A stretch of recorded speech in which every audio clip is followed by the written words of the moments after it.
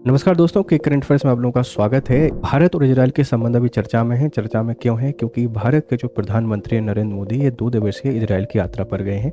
इस यात्रा की अपनी इंपॉर्टेंस है, ये स्ट्रेटजिक इंपॉर्टेंस भी है और आप इसको कह सकते हैं कि इंडस्ट्रियल इंपॉर्टेंस भी है, क्योंकि भारत को IMEC पे भी काम करना है, भारत को अमेरिका को भी बैलेंस करना है और मिडिल ईस्ट जो हमारा मध्य पूर्व है इसको भी हमको बेहतर तरीके से मैनेज करना है। इसी की दिशा में एक बहुत इंपॉर्टेंट कदम है।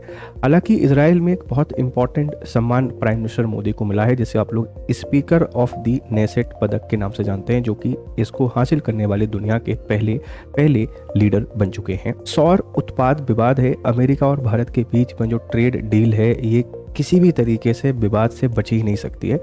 अमेरिकी सरकार ने भारत के द्वारा जो सोलर प्रोडक्ट एक्सपोर्ट किए जाते हैं अमेरिका को, उन पे 126% का शुल्क लगा दिया है। कारण उसके पीछे बड़ा सिंपल है कि 2022 में भारत के द्वारा जो भी सोलर प्रोडक्ट भेजे जाते थे अमेरिका को, वो 8 करोड़ के आसपास होते थे। अभी 80 करोड़ का मार्केट हो गया है। अमेरिका के प्रेसिडेंट का कहना है कि भारत सरकार जो सब्सिडी देती है उससे अमेरिका के बिजनेस को लॉस हो रहा है, इसलिए हम लोग इन पे यहाँ पे शुल्क लगा रहे हैं। NCERT का विवाद थमने का नाम नहीं ले रहा है, क्योंकि NCERT ने 8वीं क्लास में एक बुक पब्लिश की जिसमें करप्शन एंड जुडिशरी नाम से टॉपिक को शामिल कर दिया। बाद में SC ने उस पर रिएक्ट करा तो अब NCERT ने उसको हटा दिया। देखिए, करप्शन हर जगह है और आप किसी एक स्पेसिफिक वर्ग को टारगेट करके नहीं लिख सकते, क्योंकि वह पूर्वाग्रहों से ग्रसित बना देगा जुडिशरी को, और जो कि लोकतंत्र के लिए बहुत ही खतरनाक साबित होगा।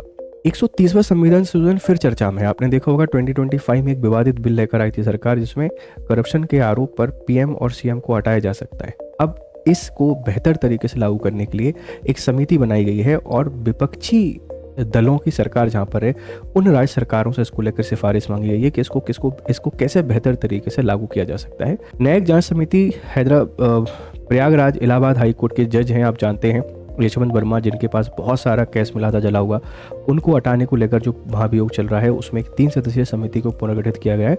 हो सकता है इस पे हमको कोई समाधान देखने को मिल जाए।